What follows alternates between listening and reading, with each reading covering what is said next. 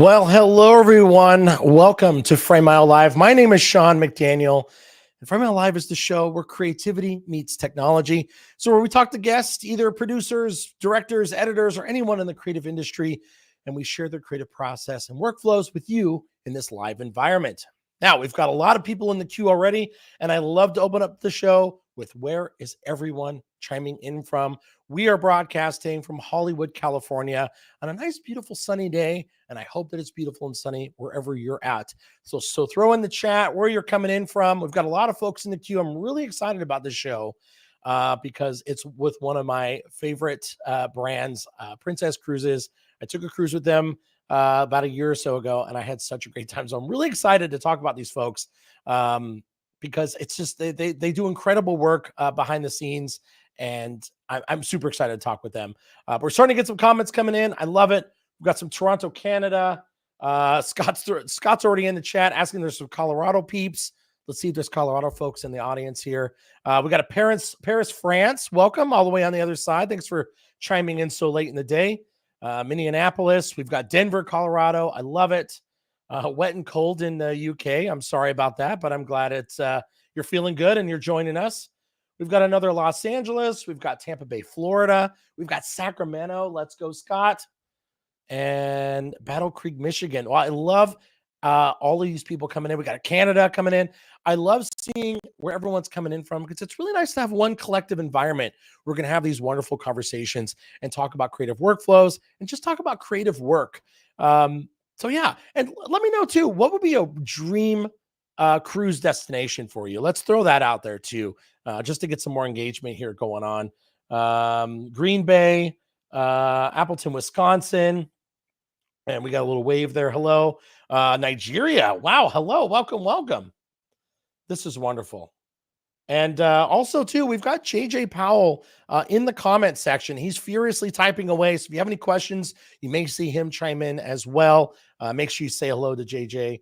But yeah, here we go. Dream Cruises. We got an Alaska from Scott. Scott, we know you love Alaska. I love it too. Sophie is excited for Alaska. We've got one for Antarctica. That would be a cool one. Okay, so there's a cold plunge thing they do, I think, down in Antarctica, where you can actually jump in the freezing cold water. I love it because it's like a cold plunge, but I don't know, Antarctica water, like that's like serious. That's like a whole nother level of cold. But let me know if you would do it. Throw that in the comments. Let's see if you'd be down to do it. But I do see a lot of Alaskas. So this is actually a perfect way to segue into our conversation today. So I do want to point out that a lot of you have already put in where you're from. Keep those comments coming in and be very engaging in this because we are going to be able to answer questions as we go along, but I am going to answer questions at the end as well and give us a little time for some Q&A. But throw in those questions if you have them as they come along. I do occasionally check the chat, so I love hearing from our audience. But without further ado, I'm going to go ahead and get started. So Frame.io version 4 Pro Beta was announced earlier this year. And if you all jumped onto that beta, give a little what's up, give a little hallelujah, whatever you want to say. But we did release that earlier this year. And our beta testers have been putting Frame.io to full use and showing us all the amazing things that they've been able to accomplish with this amazing new update for Frame.io. But last week at Adobe Max, and let me know if you all watched, but we're finally able to announce the GA version of Frame.io version 4 to all of our individual plans. And I would love to take a few minutes and show you a quick tour of Frame.io version 4. Let's go into a quick demo.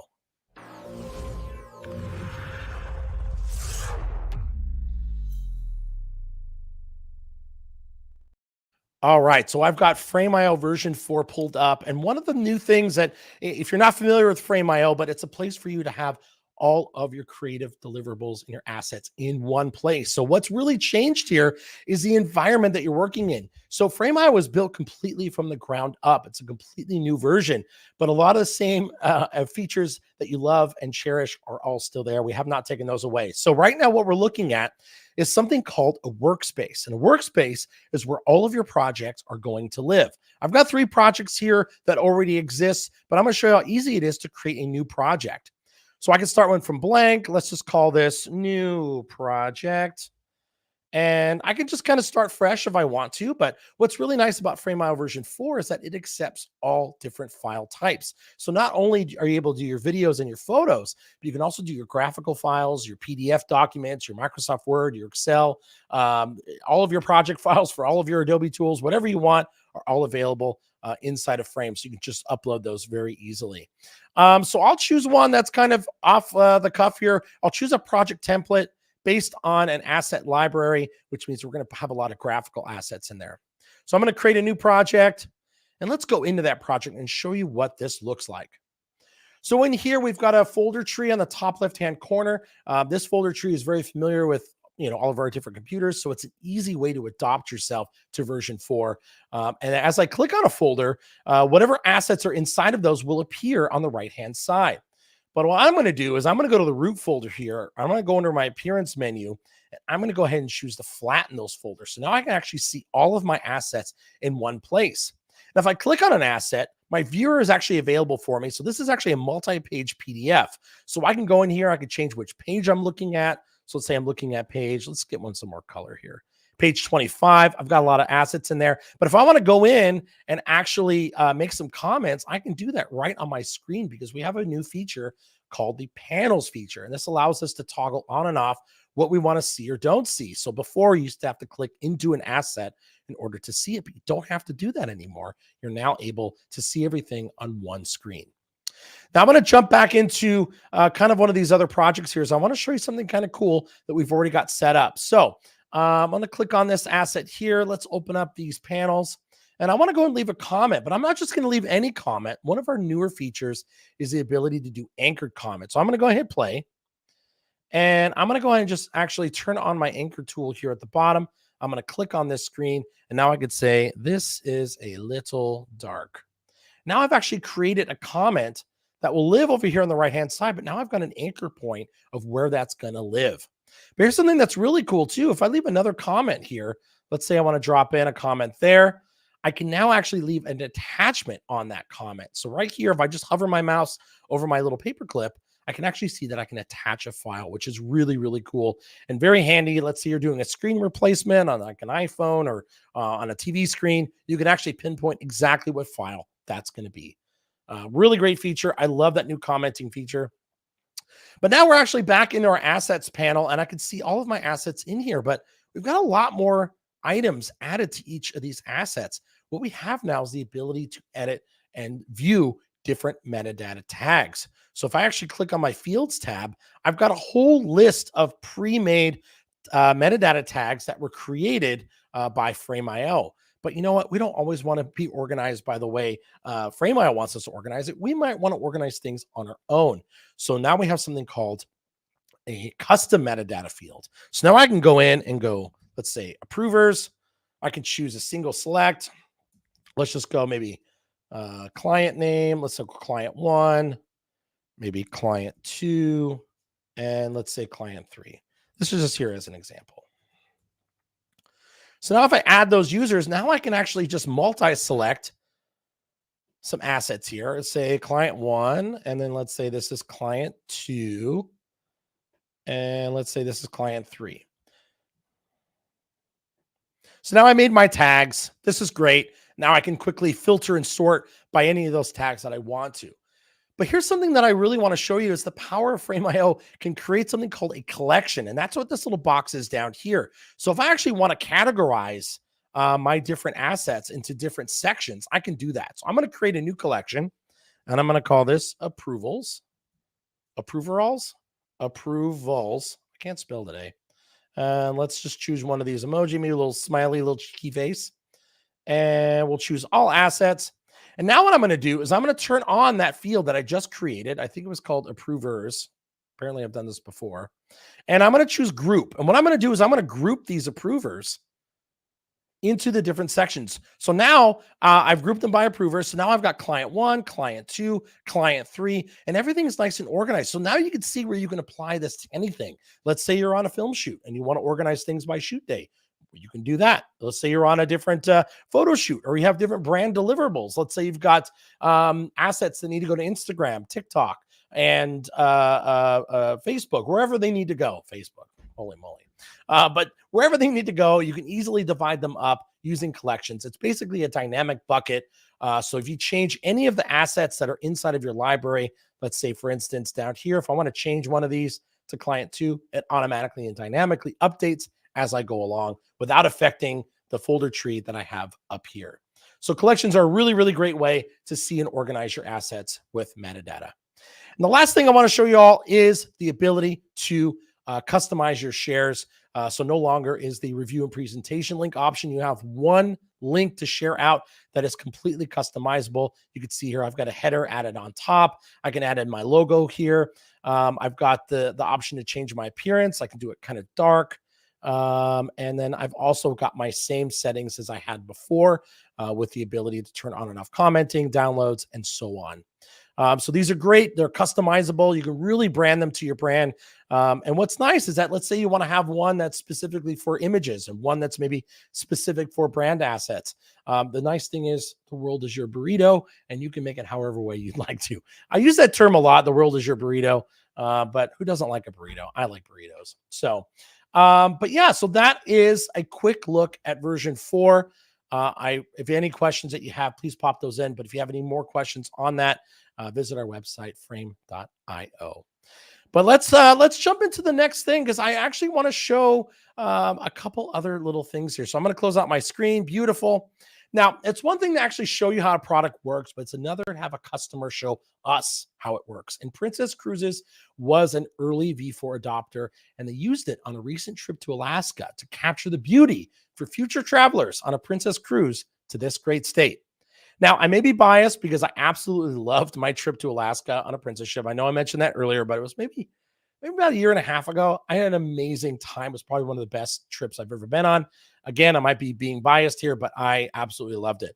The landscape was absolutely breathtaking. And of course, I was visiting as a guest to the wild landscape of the Alaskan terrain, but trying to capture stunning imagery is a whole other journey. And these filmmakers that we're going to talk to today had to take and capture this majestic wild wilderness on the go as they were flying around the different areas of Alaska.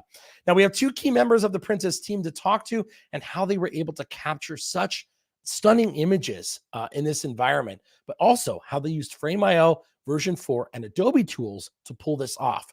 Now, before we start, I do want to show a case study of this team in action, navigating the Alaskan climate to bring these dazzling images to Princess passengers. This case study was made by our very own Frame.io and Adobe Prod Squad here at Frame.io. Let's take a look at the case study now.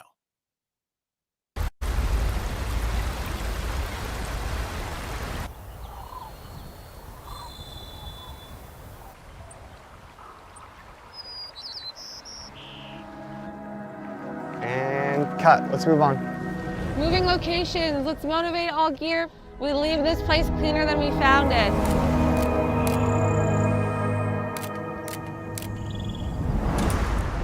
For Princess, Alaska is the #1 revenue generator as far as a destination experience. It's very important to make sure that we market that product very well. I can already see it from here. We need to be up there. We have a track record of going into very remote environments with very small teams and delivering high return on investment. That's why we get those calls. Cut, it's a beautiful take. I aspire to be a world-class teammate, and my journey with Frame.io has run in parallel with that.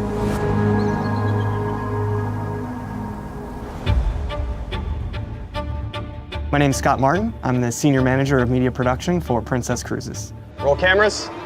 Action. Most people hear Princess and they think of cruise ships and oceans. A lot of people aren't even aware that you can go on a cruise tour in the interior of Alaska. Our job was to go and tell a story in Alaska that's never been told by a cruise line before. Back to 1. Let's keep that same energy. There was a long list of deliverables. Brand photography, new brand video, commercial campaign, product series, and then we also had a web series. This was one of the biggest shoots in Princess history in Alaska. We planned meticulously. We've really had to have a much tighter workflow than normal. And that's where Frame.io comes in. Scott will always select his takes while they're out shooting. And action.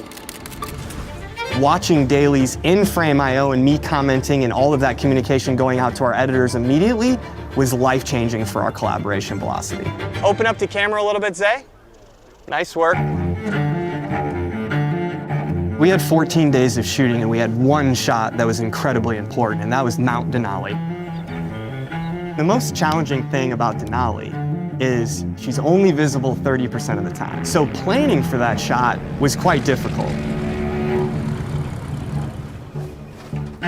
We had to fly over it, camp on the other side, and then be up at sunrise and be ready for sunset, which are all happening within a 3 or 4 hour period in Alaska. It's just a logistical nightmare.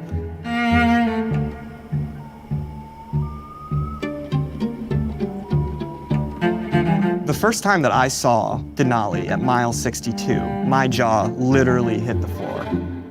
All 4 in frame, please. That moment is something that I always wanted to document. With Denali in the background. And she delivered for us, because Alaska always does. Action!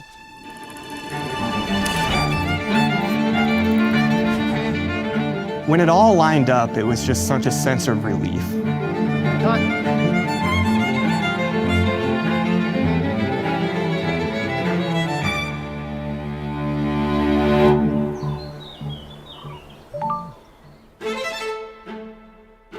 Scott got back from Camp Denali and immediately got an email. I know Kristen is on site. What are the odds of having the AK Select Reel ready by 7/26? It was day 13 of a 14-day shoot, and the Princess executives were having a meeting, and they wanted a B-roll selects reel basically within 36 hours after the shoot. So I reacted like any veteran director would, with panic. What I need to do here is I need to go into frame and then make a lot more comments. So I think the speed is critical here. But then immediately, that panic did start to subside with the amount of preparation that we had put into Frame.io. If you look at any camera roll from Scott, it's like select, select, select, select. But I love it because then I can actually import his comments into my Premiere project. So I already had a glimpse into his brain.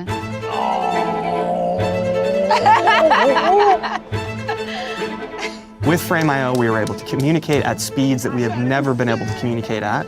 So we were able to turn that edit around within 24 hours after wrapping. So this is a direct quote from stakeholders after watching the video. The reaction was many hearts, some tears, and wow.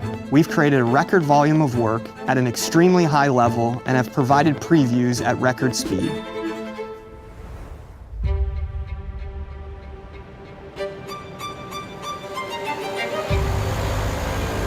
Scott is a really wonderful collaborator.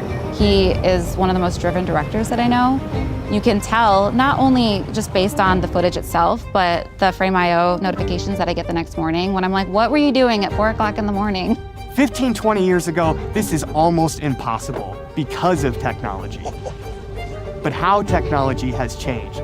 Frame.io is something that I'm falling asleep with every night. And even that builds more confidence in me. Action! Wonderful. This is it. It really is that central watering hole where we can all come together and make sure that we're delivering world-class products. So first shot, makeup and hair matters. Second shot, no fly-ins, don't worry about it. By having a great team, wonderful collaboration, awesome tools, you feel like you can kind of take on anything. Right towards me. I want you crossing camera as close as possible, right this side. That's what Adobe tools do. They inspire folks to take bigger swings. Beautiful. Okay, cut.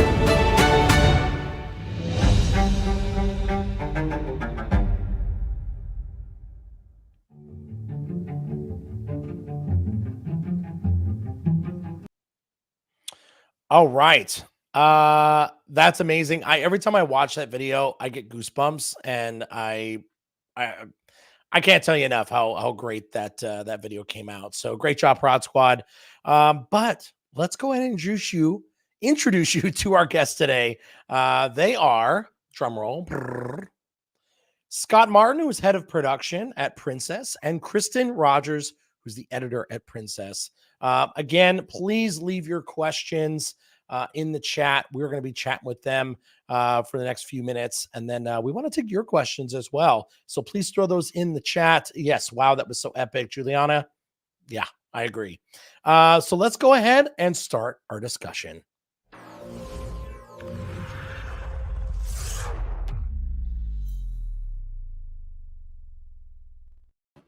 Thank you two for joining us today. Welcome, welcome. Thank you. Thanks for having us. Thanks for having us, Sean. Of course. So I want to hear, I mean, I know the audience wants to hear, but I want to hear about your amazing careers and how you're able to capture all this amazing content. So I would love to have both of you introduce yourselves to the audience. So exactly what you do for Princess and a little background about yourselves. Take it away, Kristen. I was going to say, you go first. No, you take it away. My name is Kristen Rogers. I'm an editor. I have been editing for, gosh, I don't even know. It's been like 25 years, which sounds crazy, but I started when I was 13. And yeah, I started working with Princess 6 years ago. And then I also, I love cutting. I do a lot of documentaries in terms of like with Princess. So like the Pursuit series is all documentary style. And then that's my favorite style to cut, but I also do narrative stuff. And yeah, I just love creating. So Amazing. Scott? Yeah, so my name's Scott David Martin. My parents thought it would be a good idea to give me 3 first names, so I guess I'm owning that. Today, you know, my dream is being a world-class collaborator, right? And that dream is kind of running in parallel with Frame.io. I'm an executive producer and director, and I also am the senior manager over at Princess Cruises running their production shop. So extremely blessed and extremely grateful to be a creative, and also extremely grateful to be a creative in the travel space. Love it. So the first question I'm going to throw out, let's just start getting into it. What do you think is important with the director and editor relationship? Kristen, I think that's like, yeah, it's hard. I think communication is the most important thing. It's just very important. Being able from pre-production to production to post-production. So we actually use Frame in all 3 of those. Mm-hmm. And it's very important. So as an editor though, how do you like getting feedback? You know, like, are there specific kind of notes? Do you like to kind of go into a hole and just kind of work and then present it back? Or do you like to collaborate as you go along? Yeah. I like both. I mean, it depends on the time constraint. So sometimes we get really quick turnaround projects. And so it's amazing to be able to work with Scott, like on a live call, but Frame.io is like, I'm not just trying to like, oh, Frame.io, because we're doing this for Frame.io. It really has been a huge tool. And like, it's very much helped us, especially in Alaska, which I'm sure we'll get into. But being able to have his live feedback in comments, I don't know how many people that are on here or viewing this that used to work in the space of like getting emails with like loads of comments and having to copy and paste into documents. That's how I used to work. And so it's just really quickened up the communication. And so Scott as a director, it's like, a lot of times when he can leave comments in what he loves, like in different shots and stuff like that, I get notifications and then I can view them, bring them into my timeline. And I can basically literally see into his brain. I know I said that in the thing, but I can literally see into his brain without having to actually talk to him. But then if we have a faster turnaround, then we can jump on calls and meet up and screen share. So. Yeah, I think I'd like to jump on that too, right? Because communication is central to the relationship that Kristen and I have, right? It's paramount, and it's why Frame.io is helping us so much. And I think on top of that, you know, when we think about the editor and director relationship, I think one thing that needs to be noted is that I, myself as a director, have a tremendous amount of admiration, trust, and respect for Kristen as an editor, right? And I'm 100% committed to like respecting her vision. And I think that's why our relationship has this kind of hockey stick level growth, right? Yeah. Because I really hired Kristen for her instincts and her taste, right? And I try to lean into that as much as possible. And Frame.io gives us the ability to collaborate at speeds that we never thought were possible. So I think, you know, the director and editor relationship needs to have a foundation. And then once you have Frame.io, a tool that can help elevate that foundation, I think it's pretty special. Absolutely. So I always like to ask, I mean, how do you commit to an idea or fight for a creative decision if the other is maybe not responding or not seeing that vision? How do you overcome those obstacles? Obviously, you guys work really well together, but you know, there's going to be times where you're not always going to agree. So what's kind of a common practice you use to get through that? Yeah, Kristen, you want me to take this one first? You can go that, yeah. Okay, yeah. Sean, I don't think we fight for ideas, right? I think we explore them, right? Yeah. It's because you have that foundation of trust. And keep me honest here, Kristen, something I say a lot is, let's explore this, right? Mm-hmm. And honestly, if Kristen isn't seeing the vision, Sean, I take accountability for that as a director, right? That's on me, not on her as an editor, right? So if she is not seeing it, that's almost like a challenge for myself as a director to get better. And, we're going to disagree at times, right? But is she willing to explore? Always, right? And am I wrong sometimes? More often than I like to admit, right? So I think that the best way to elevate any editor's work and yourself as a director is have that respect and trust, and then maybe play patient as a director and let the editor play doctor, right? I try not to say to Kristen, hey, my elbow hurts, give me the elbow pill, right? I'll let the doctor or editor diagnose that problem and say, hey, my elbow hurts, but I don't provide the diagnosis and prescription. I'll let her, the expert, diagnose that. And oftentimes, Sean, she might say to me, hey, your shoulder's the problem. Let's fix that and your elbow's going to feel better. So I think that's why we have such a strong relationship, is it truly is collaborative. It's not so hierarchical where it's director, editor. And I think that's where a lot of directors might miss, right? Is believing and leaning into that hierarchy instead of leaning into the collaboration aspect of it. Yeah. I also love, I love everything that you just said. That was perfectly said. And then also with like working as a team and working as collaborators, I always like to explore whatever anybody brings to me. So if somebody has an idea and they're like, I want to see this, I would never say no. Like, even if I don't think it's going to work, I want to show them why it may or may not work. And sometimes what I think won't work actually does work. So I would never just like shoot somebody down. A lot of times what I'll also do is I'll create alt versions. So it's like, okay, yeah, we can totally do what you want to do, but let's also create an alt version with this and just see which one plays better and test both. But it's all about the collaboration. So yeah, I love that. The A/B testing, I think, is something that happens a lot. And again, that's something that Frame.io makes super easy now, right? It used to be like, hey, send 2 links and watch them side by side on different computers. And now to a stakeholder, to a client, to a DP, to a director, to a producer, to an editor, that content velocity or that collaboration velocity is so fast because you're able to see it. And we're such visual people. We're all visual people in this medium. The easier it is for us to see things, the better decisions we're going to make, right? Something I'm always saying is I'm searching for better ways of seeing, right? And Frame.io helps us see better. It's wild. So I do want to take a step back, though. How did you both get involved with Princess Cruises? How did this kind of start for each one of you? do you want to go first or want me to? Go ahead, Kristen. Take it away. Scott found me and I am so grateful for it. We had put a video out. So we do a lot of documentary style stuff. My husband's also a filmmaker, and we had put a documentary out on Vimeo called Glacier Exit, and Scott saw it. And then Jesse, who's one of our amazing producers, Scott showed it to him and they're like, we got to find that editor. I guess this is what I've been told happened. Who knows? Maybe they were like, yeah, she's okay. But they found me and then brought me in, and I've been with them ever since, which is like 2018, I think. So, and I love my job with them.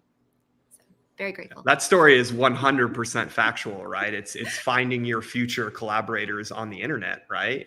You know, I'm always constantly searching for that next collaborator, right? And I think Kristen was one of those situations where we found great work online, like we all do, right? You see something, you're inspired by it, you're motivated by it. Well, that's your impetus to go work with that person, right? Mm-hmm. And that's literally what we did with Kristen. Is we found great work, and then once we started working with her, it was like a 10 out of 10, because not only was she talented, but she was kind and she was a great collaborator. And that's really the type of people that we're trying to surround ourselves with, right? Is not just world-class talent, but world-class collaborators. And Kristen ticks both of those boxes. I love it. It's very sweet. So what do you create this content for? I assume it's for the travelers that are heading to Alaska, and you know, obviously want to capture the beauty of the Alaskan landscape. But where does this actually live when you're done with that? And why is it very centered on Alaska? Yeah, I can take that one, Kristen. So the travel biz really trades on 3 things, Sean. It's word of mouth, right? It's the relationships with travel partners. And then number 3, captivating storytelling, right? And that's where we all come in. We're all on this call right now, or hopefully, because we want to be captivating to storytellers, right? Totally. So the reason for Alaska is truly because the Princess situation was, they've always been number 1 in Alaska for decades. but the content really lagged the market position. So it was our job to go there and really tell a story that's never been told because they are number one in Alaska. Interesting. Yeah, I find that fascinating because like sometimes you'll turn on the TV or you'll watch something and it's this beautiful shot, but it's just, something that's just kind of on the television, but you don't realize that there's a team that has to go out there and capture that at that right moment. And that's a lot of what the case study kind of covered is, waking up early, getting to that moment at the right spot, because you only have a matter of moments to capture that before it's completely covered in clouds or, you're not able to get it anymore. Now I feel like both of you are filmmakers at heart. So did you ever think that your filmmaking journeys would bring you to a large corporation like Princess? I've got something for this, but Kristen, you take it. I want to hear your answer to this. I mean, I've worked with corporations. So I've always worked in like commercials and with corporations, basically since I got out of film school doing editing. But then I always do like my indie filmmaking on the side. But then, yeah, I love travel. So like before when I would work on commercials, it would be for like Budweiser or Coors Light, like whatever, like, different stuff that I wasn't necessarily always like, woohoo. But with travel, like Scott literally found my work in a travel video that we had done. And so it's just like, it makes my heart sing that every day I get to work on travel videos and for a travel company. So I love my job at Princess. And I think that it's okay to be a filmmaker and to be a creator and then to also, work on corporate work to be able to, for me, it's like, I literally do that so that I can fund my indie side projects, Yeah. So they kind of go hand in hand. So. Yeah, that's a great answer. And, Princess is a very large organization, Sean, but the number one lesson that I've learned directing for this organization is the world is a pretty small place, right? Like we're all infinitely more connected than we think we are. And when I travel with Princess and for work, I'm truly getting closer to my soul every day, right? And I think finding our souls is not something we commonly talk about when working for a large organization. But my filmmaking journey will kind of forever be in service of that, being a journey to my soul and to other creative souls, because the more I'm around those folks, the more my journey is inspired to move forward as well. So I think, the large organization, you're in service to that organization, but what is that organization trying to serve? Well, we're trying to, from a Princess standpoint, we're trying to create meaningful experiences and have meaningful connections, right? And that's something that I want to do every day in my life.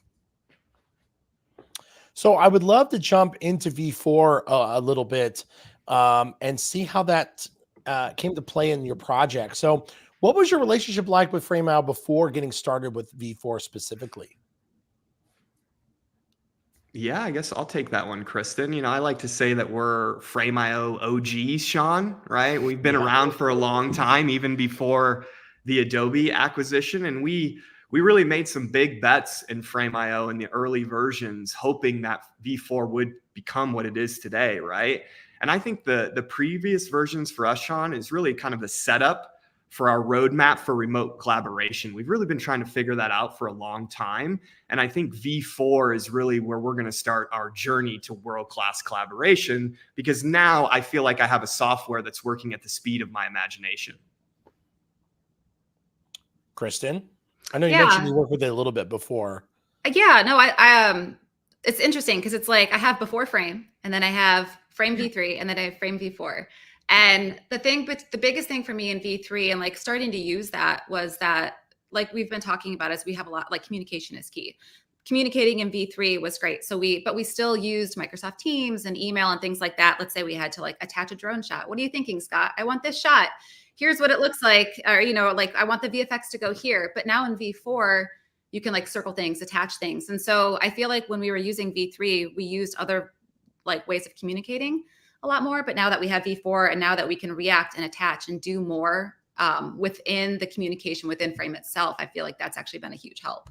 So I feel like we communicate on other platforms less and in Frame more, if that makes sense. Yeah, I agree with that too, right? Because I like to call Frame.io my post-production headset, right? When I'm chatting with my DP on set, even if we're right next to each other, physically next to each other, we still have a headset on. So if I walk 5 feet away from Joe Simon, our DP, I'm still in constant communication with him. And that level of collaboration is the type of collaboration that I like to have, right? Because I believe that great creativity is great iteration. And that is another thing that we're seeing in Frame is the speed of that iteration, right? Is continuing to fuel more creative momentum. So I think what we're seeing here is just, it's about how you collaborate with people, right? And how that speed can impact your own momentum, right? I think in creativity, one thing we always have to remind ourselves is that inspiration is a spark, but momentum is fire, right? And I think that's another thing that Frame creates inside of our organization is tremendous creative momentum, because we are making so much every day that our creative tool and our creative axe is constantly being sharpened. Yeah. So with working with Princess, what's that creative collaboration like? And do you communicate with Princess through Frame.io as well? Like, are they receptive of this tool? Yeah. We send links out. Go ahead, Kristen. Go ahead. Oh, go ahead. Yeah, I was just going to say that actually Kristen and I were talking about this before the call, and I think it's one thing that's beautiful about Frame.io, right? Is in a large organization, you can have a lot of stakeholders and a lot of clients and a lot of opinions, right? And that's okay, because every opinion needs to be heard, but that doesn't mean that every note needs to be executed, right? So again, if we're centralizing our creative teams, we're also centralizing our stakeholders inside Frame.io. So if there is some conflicting notes, instead of that being moved to email or to Teams or to WhatsApp or to text, and really taking away the time spent on what we're trying to do, it centralizes those comments. So if two stakeholders do have conflicting opinions, they can actually work that out in the comments instead of Kristen or myself even looking at those comments. So I think that's another thing, is it becomes this true watering hole for not only the creative side of the business, but the client side of the business as well. Yeah. Mm-hmm. So before I jump into my next question, I do want to let everyone know in the chat that yes, this session will be recorded, and we do have your questions getting queued up. So keep them coming through. We're going to start Q&A here shortly, but we've got about 7 lined up right now. So I want to get through these questions with them and then jump over to that, because we're getting close on time, folks, but keep them coming. We love the questions. Again, jumping back over to V4, what do you think fundamentally changed with your workflow once you got your hands on V4? Like, what really started getting the wheels turning? Do you want me to go on first in this one? Yeah, go ahead, Kristen. Okay. So communication, I know we keep saying that, but that's been like my number one thing with this. Metadata has been huge. I use metadata in all of my Premiere products. So Scott shoots multiple frame rates. He shoots anything from 23.98 all the way up to like 240. And so being able to sort things by frame rate or who uploaded it, camera, like all these different things, there's 32 different metadata fields. That's been very, very helpful. And then the collections has also been really great, because when we have quick turnaround videos and also with working for a travel brand where we literally go 7 continents all over the world, being able to create collections for different projects and being able to easily access footage has been huge. And then one other thing has been the ability to draw on and pin things on screen. So we have some VFX, or little things that we have to do here and there, titles, like whatever it is, like remove a little sign or whatever. But we have an amazing VFX artist. His name is Charles. Hi, Charles, if you're ever watching this. Hi, Charles. He's great. But we actually communicate not just between Scott and I and the producers and the clients, but we also have our VFX artist on there as well. And so we can actually pin and tag things on screen, and then he can go in, do that, upload it, and I can grab it. So it's very like seamless. In V4 versus V3, we couldn't do that. So yeah, I like to say that, and everything that Kristen said, I 100% believe in. It's like V4 kind of gives our teams wings, Sean, right? Mm-hmm. Because on the creative side, I think what you'll feel is you're just going to have more time to focus on creativity versus the tech, right? So that's going to lead you to more high impact creative hours, right? So pre-Frame.io V4, I was spending, 4 a.m., 5 a.m., 6 a.m. with my UK team, right? Then midday, I would go into my North American team, and then I'd finish my day with the Australian teams, right? And that's all changed, right? Because now I'm able to centralize all my communication and be respectful and know that it's all in Frame, and they're going to see it when they wake up, right? And then I think the stakeholders, they're going to feel a lot, right? They're going to see that content velo. They're going to see quality standards be maintained, even if their scope is increasing. And then also team morale too. That was another thing that we've seen is just our post-production teams morale has increased. And even Kristen had said coming out of the Alaska project, this is the first time in 20 years that I truly felt part of the team. And it's like, that almost is heartbreaking when you think about that. Kristen being such an amazing collaborator, an amazing talent in this industry, and has cut so many of the commercials that we see on television. This is her first time feeling like she's part of a team. That is what gets me so excited about Frame, is it's truly a software that's enabling collaboration, which is fantastic. So what other tools besides Frame are you guys using? I know in the case study video, you guys are cutting on Premiere, but you know, what's the experience of using Adobe tools on making all of this content? Oh gosh, it's amazing. Yeah, I mean, Kristen, I use so much Adobe. I use Premiere, After Effects, Lightroom, Photoshop. I used to use Audition a lot more. You guys have some good cleanup tools now with AI that you introduced into Premiere. But yeah, like the workflow between them has been very seamless. I love how with Frame you can download comments and whatever, you know, metadata, different things like that from Frame into Premiere. But then from Premiere, you can also you can right click a clip and bring it into After Effects, right click audio, bring it into Audition, import Photoshop files, have all your, you know, it's just like the whole way that it works is amazing. And then you can export it and put it back into Frame. So it's like it's very seamless. And it makes my life much, much easier.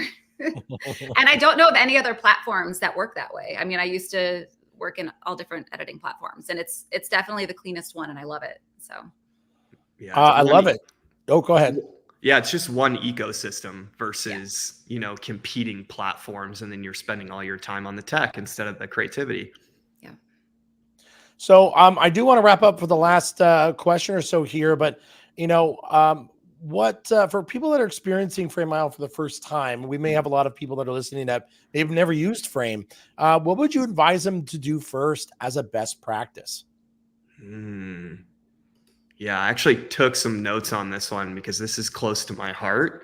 So I think, you know, standardizing organizational practices is number one, Sean. And what does that mean, right? It's documenting your workflow, eliminating those multiple channels, whether it's Teams or WhatsApps, right? It's making sure that you have a bulletproof file folder metadata structure. And then also creating DRIs for your workflow, right? DRIs are direct responsible individuals. And I think in our organization, that's something that we focus on a lot, is as our organization grows, we know that we need folks that are inside FrameIO every day. So we actually have in our organization a direct responsible individual for FrameIO. And that person is not me, right? Because I don't spend enough time in the platform that I would like to. But the folks that do have the time and the bandwidth to spend time in FrameIO, they're directly responsible individual for almost everything that happens in Frame. And a lot of times those folks are teaching me a lot about the platform too. So those are a couple of things that I would do before I get in there, is just get yourself organized, you know? One thing I want to add to that too, is I love everything that you just said. I think that's huge. Also, I feel like when you're looking at what we're doing, so yeah, Princess is a huge brand. We have bigger budgets, but I also I have my personal Frame and then I have my Princess Frame. And I think that Frame and Adobe products in general are just such a huge asset for indie creators. So I'm also an independent filmmaker. And it's monumental in my workflow. I mean, I will even just on my own personal projects, I can export myself a documentary, upload it to Frame, and I can go on an airplane when I can't bring my huge hard drive, and I can be leaving myself comments and bring them back into Frame. So it's a tool that you don't have to have a big budget to work on projects. It's really great for all creators with even no budget. Most of the things I do have no budget. So yeah, that's a great point, because even Kristen's documentary, she'll send me that and I'll be looking at that on the weekend, and I'm living in Frame on the weekend with her, so it's truly something that it's a paintbrush that we use all the time, right? And that's the way I look at it. It's just this brilliant tool that we can pull out that's going to enhance our creativity, and I think in the time and space that we're in today, most of us are being asked to do more with less. You need a software that helps you be more efficient. And FrameIO has truly been that software for us. Yeah. Well, I love hearing that. And I also, we're almost at time, but I want to get time in for Q&A, but that was a great way to kind of to end that. So I would love to actually start our Q&A section. Great.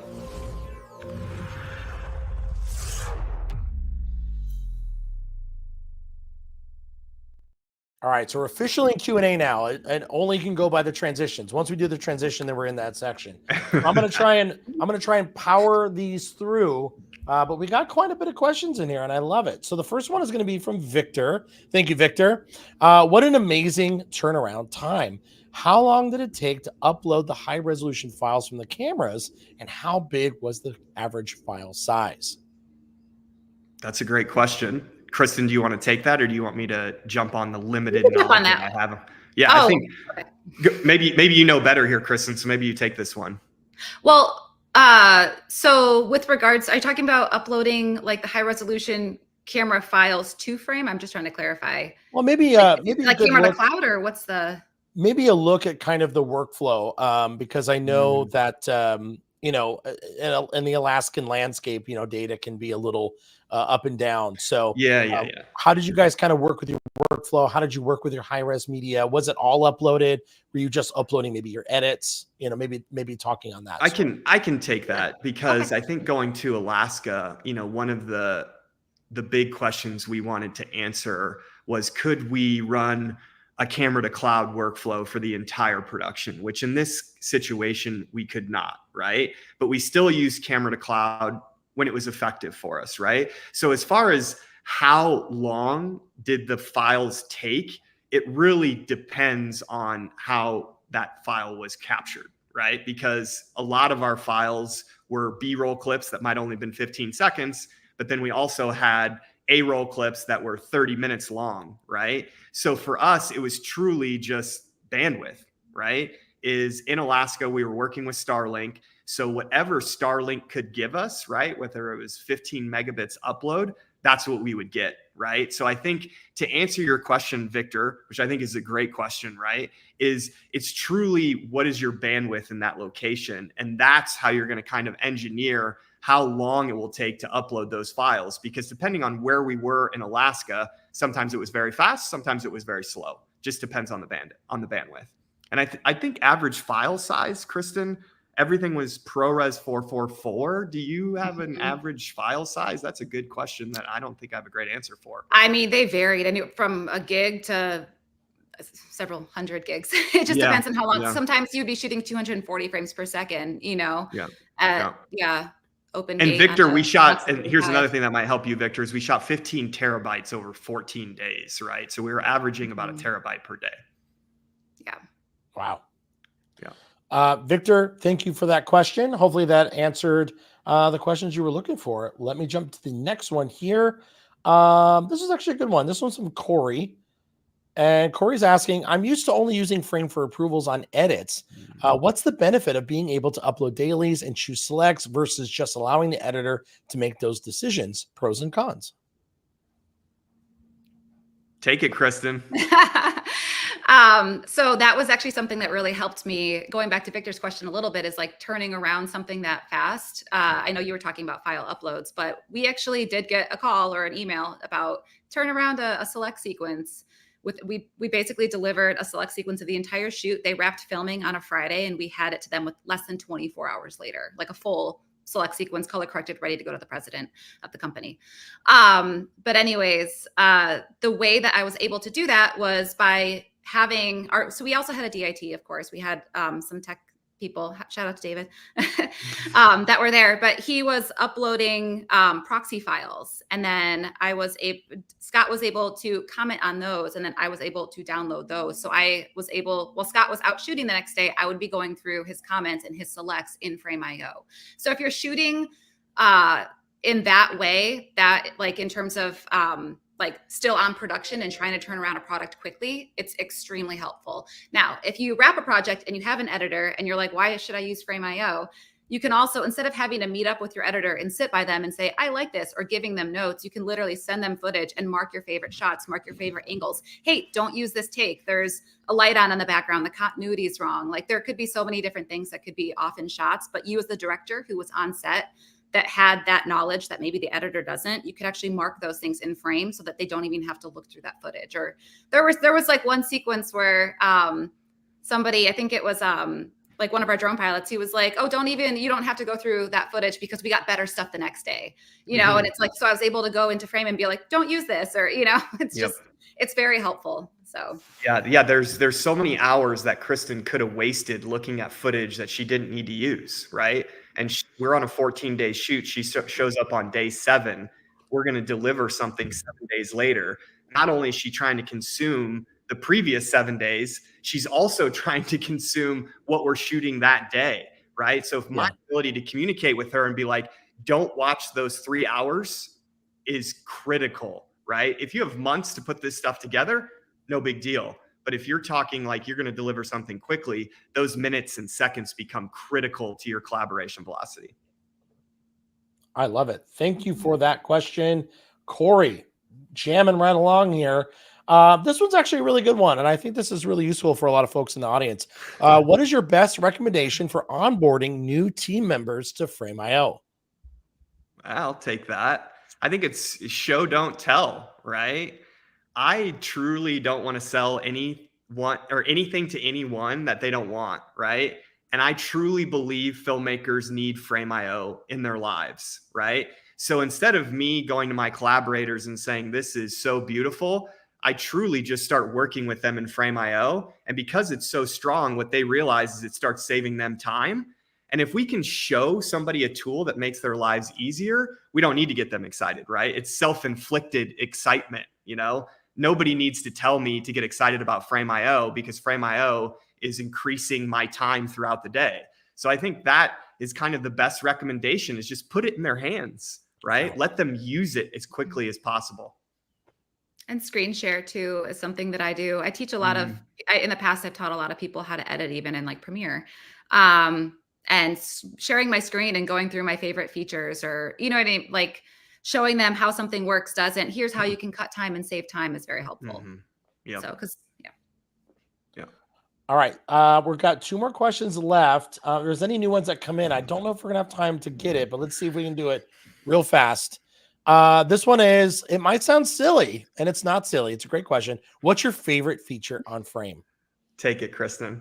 That's a great question. I have too many. Oh gosh. Me too. I have 2. On the spot. I think. Go ahead.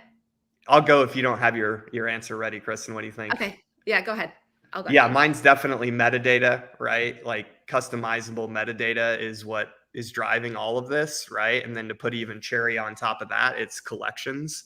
Those are the 2 features that really we kind of banked on Frame.io having this in the future. Even when we were in V2, we're like, hey, metadata is going to come. So we're going to continue to commit to this software. So when it does go to the version that we want, we're ready for it, right? Because for me, the jump from V3 to V4 was more like a jump from V3 to V9, right? And that's what got us really excited about it, with the metadata and the collection. So those are the 2 things that I think I'm really loving right now. I think those 2 are huge. And then also going back to communication and the way that not just like, how you make a comment, but also how the comments, I can bring them into Premiere so that when I bring in a clip, I can see all my markers. That is like hugely helpful as an editor, because it's almost like you're logging your footage, especially if you're doing documentary style or something that you don't have like script notes for. You can literally just bring it in and be like, okay, select, and then it's right there. So yeah. And if you're doing hundreds of videos, right? Like Kristen and I are doing video production at scale, right? We're making broadcast commercials, but we're also making hundreds of videos, right? And to be able to do that, you really need to track the work. Who's delivering it? When's it going to be delivered? And in V3, as much as I loved V3, it did not map the way that we think about the post-production process, where V4 truly does. And you can tag people, and that truly gives you more speed, again, because you don't have to do things manual. Things are tagged. And again, like Kristen was talking earlier, like she's out in Michigan today, our photo retouchers in the UK, like I might not talk to them today at all in person, but there's going to be tons of communication happening in Frame.io.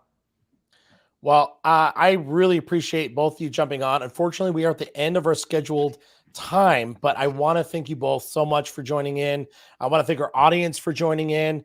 Yes, thank you 2 for jumping on. Thank you to so our much for session having today. us. Please stay on the call, though. We're going to talk a little bit afterwards. Now, folks, for those of you that registered, make sure you check your emails because we are offering a 30-day trial code for Frame.io for joining this session today. But to learn more about Frame.io, head to the Frame.io live page, frame.io/live, and sign up for ongoing sessions. We have one tomorrow that's going to go over V4. So check back often as we do update our schedule. Please also follow us on Instagram, frame_io, and our blog.frame.io. Thank you again for joining us and have a great day. This is Frame.io Live, everyone. We'll see you later. Bye-bye.